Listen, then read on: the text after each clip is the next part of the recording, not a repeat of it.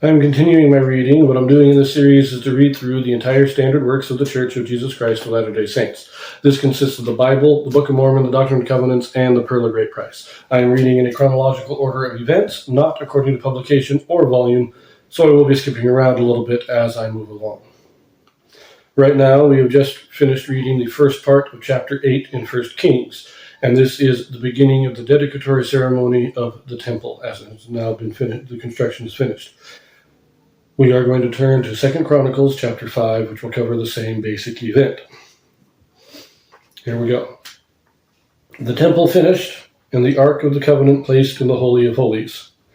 Glory of the Lord fills the temple. Thus all the work that Solomon made for the house of the Lord was finished, and Solomon brought in all the things that David his father had dedicated, and the silver and the gold, and all the instruments put he among the treasures of the house of God. Then Solomon assembled the elders of Israel and all the heads of the tribes and the chief of the fathers of the children of Israel unto Jerusalem to bring up the ark of the covenant of the Lord out of the city of David, which is Zion. Wherefore all the men of Israel assembled themselves unto the king in the feast which was in the 7th month. And all the elders of Israel came, and the Levites took up the ark, and they brought up the ark, and the tabernacle of the congregation, and all the holy vessels that were in the tabernacle. These did the priests and the Levites bring up. Also King Solomon and all the congregation of Israel that were assembled unto him before the ark sacrificed sheep and oxen, which could not be told nor numbered for multitude. And the priests brought in the ark of the covenant of the Lord unto his place, to the oracle of the house, into the most holy place, even under the wings of the cherubims.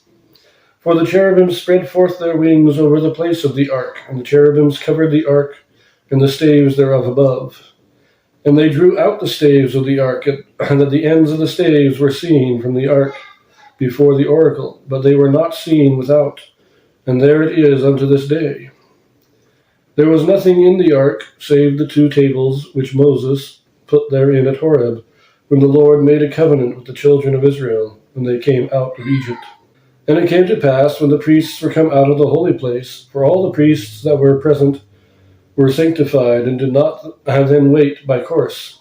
Also the Levites, which were the singers, all of them, of Asaph, of Heman, of Jeduthun, with their sons and their brethren, being arrayed in white linen, having cymbals and psalteries and harps, stood at the east end of the altar, and with them 120 priests, sounding with trumpets. It came even to pass, as the trumpets and the singers were as one to make one sound to be heard in praising and thanking the Lord.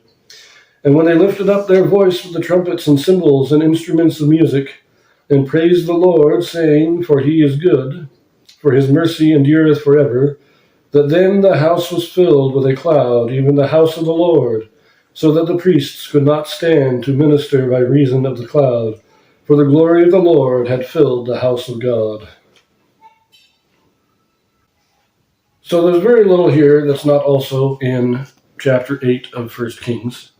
There's a couple of things here. This does mention the singers, that they were brought out and they were arrayed in their different choirs, and they were singing the psalms. So we have this. This is not a solemn, quiet procession up.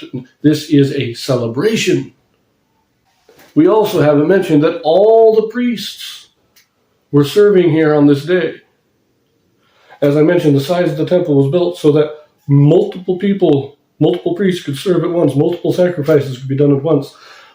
And you will recall in the end of 1 Chronicles that David set it up so that the priests were divided into 12 units, and each group would minister. You had one high priest each month, a different high priest each month, with his priests that served under him, and then they each had a kind of choir attached to them that would do the song of the service, and they would rotate one guy each month. But on this day, for the dedication, they're all there, they're all doing the service, and all the singers are there. This is a great solemn occasion, a time of joy and celebration. And then, to top it off, which I didn't mention directly in my last video, that the cloud of the Lord rested on them. Now, why a cloud? The reason is that God himself was coming to the temple, and the cloud is there to obscure him from the eyes of those who cannot stand his presence. Most mortals, no mortal can see God in their natural state. They have to be transfigured. And that privilege is reserved for very few, relatively speaking. So the cloud is there to prevent anybody from seeing God directly. Last thing to mention is they said the only thing that was in the ark were the 2 tables of the law that Moses put in. But we know while they were in the wilderness, they put a urn full of manna in the ark, and they also had Aaron's rod had been placed in the ark.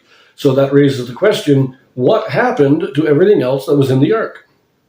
Now, originally, yes, the first things that were put in were these 2 tables. But what happened to the rod and the manna that were in the ark? We don't know. Doesn't say. It just says that at this time, all that was there were the 2 tablets of stone. Anyways, I will leave that here. We will pick this up back again in 1 Kings chapter 8, where we will read Solomon's dedicatory prayer. See you there.